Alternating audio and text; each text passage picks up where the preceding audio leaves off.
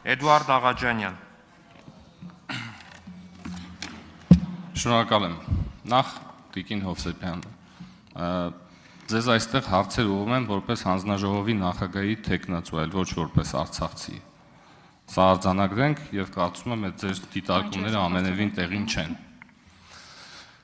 Եվ գալով բուն հարցիս, 2025 թվականի մարտ ամսին մենք ընդունել ենք օրենք Հայաստանի Հանրապետության Եվրոպական միությանը միանալու մտադրությունների մասին, որով ըստ էության սահմանել ենք մի նոր սանդղակ եվրոինտեգրման օրակարգում։ Դուք երկու անգամ ըստ էության այս հարցից խուսափեցիք, ուղիղ չպատասխանեցիք ոչ մի կերպ, ես ուզում եմ կրկնել հարցը արդեն այս համատեքստում։ Հաշվի առնելով, որ ունենք արդեն սահմանված սանդղակ Եվրամիության մեր օրակարգում, այն է մտադրություն միանալու Եվրամիությանը։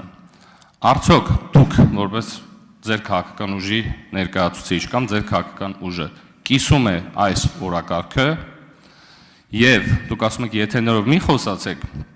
բայց ես չեմ ընդունում ձեր այս մոտեցումը, որովհետեւ պայմանականորեն կարելի էր հարց տալ, եթե հիմա արտահերթ ընտրություններ լինեին, դուք կպաշտպանեիք Սամվել Կարապետյանի թեկնածությունը, թե կմիանայիք Նիկոլ Փաշինյանի քաղաքական ուժին։ Վստահ եմ, այդ հարցի պատասխանը միանգամից կտայիք, չնայած որ հարցը եթեով է։ Հիմա ես ուզում եմ հարցը տամ։ Եթե այսօր լիներ ուրեմն այն հանրաքվեն, որի մասին խոսում ենք, ձեր քաղաքական ուժը կողմ կլիներ միանալ Եվրամիությանը, թե մնալ ԵԱՏՄ-ում։ Շատ ուղիղ հարց, խնդրում եմ շատ ուղիղ կոնկրետ պատասխանեք։ Ես իհարկե հասկանում եմ, որ ինչպես ձեր ղեկավարն էր հայտարարել, որ դուք 7 տարի նույն դասարանում եք մնացել, դրա համար ստիպված եմ նորից կրկնել, գուցե ավելի ընկալելի լինի։ Օրենքը, որը որ ընդունվել է առհասարակ մեզ համար, բոլոր օրենքները պարտադիր իրականացման են։ Երբ որ մենք կարդում ենք այդ օրենքը, մենք որոշակի հարցեր է առաջանում, օրինակ, ինչ է թույլատրվում անել, որոշակիության հարց է առաջանում, ինչ է թույլատրվում անել, ինչ չի թույլատրվում անել։ Ցանկացած օրենք որ կարդում ես, քաղաքացին պետք է հասկանա, չէ՞, ինչ է թույլատրվում, ինչ չէ, ինչ գործիքակազմ պիտի կիրառվի այդ օրենքը իրականացնելու համար։ Եվ եթե այդ օրենքը առաջացնում է տարընթերցումներ, եթե գործադիրի ղեկավարը աշխարհի տարբեր կենտրոններում ստիպված է լինում բացատրել այդ օրենքը այս կողմով, այն կողմով, ապա այդ դեպքում հստակ մեզ մոտ հարցեր են առաջանում, ոչ միայն մեզ մոտ, քաղաքացիների մոտ, մենք եվրոինտեգրման քաղաքականությանը միանշանակ կողմ ենք։ Մենք կողմ ենք նրան, որ Եվրոպական միությունը տրամադրում է մեզ այնպիսի լուրջ գործիքակազմ, որով որ մենք կարող ենք արդիականացնել Հայաստանի բազմաթիվ ոլորտներ, բայց նաև դեմ ենք կեղծ օրակարգերին, հատկապես որ ձեր գործադիրի ղեկավարն է հայտարարում, որ նման այլընտրանք չկա։ Հիմա դուք հարց եք տալիս ինձ, այնպիսի հարց, որը որ գոյություն չունի ուղղակի։ Շնորհակալ եմ։ Արձագանք։ Տիկին Հովսեփյան, ինձ թվաց ես շատ պարզ, շատ պրիմիտիվ հարց տվեցի, դուք 7-րդ դասարանից մնալու մասին խոսեցիք, ես կարծում եմ պետք է ինքնահայեցողաբար այս հարցին մոտենաք։ Ես կրկնում եմ հարցս եւս մեկ անգամ։ Եթե այսօր, հենց հիմա լիներ հանրաքվե հարց, Հայաստանը միանում է Եվրոմիությանը, Հայաստանը մնում է ԵԱՏՄ-ում, ինչպես դուք կդիրքավորվեիք որպես քաղաքական ուժ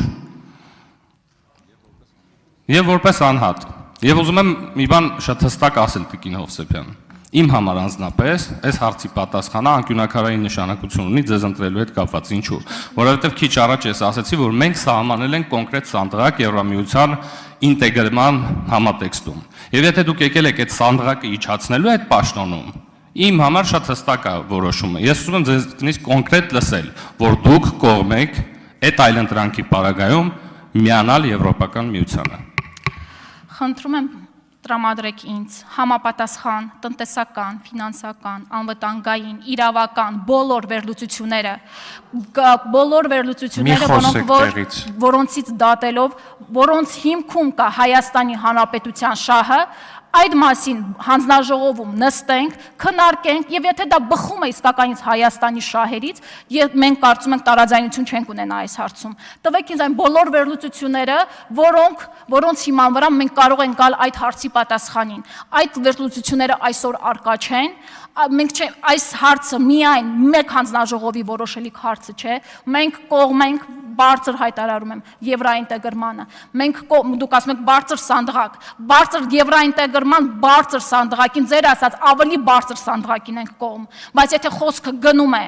օրենքի հանրակրվեի մասին, մենք կողմ ենք որոշակիությանը։ Իսկ երբ որ դուք հարցնում եք անհատապես նաև ձեր կարծիքը, գիտեք, արտաքին գործերի ներողություն կանդրադառնամ, եթե անհատական անձնական կարծիքի մասին էլի հարցն չի, դրան կանդրադառնամ։ Հավանիր տեսանյութը եւ բաժանորդագրվիր նորությունները բաց չթողնելու համար։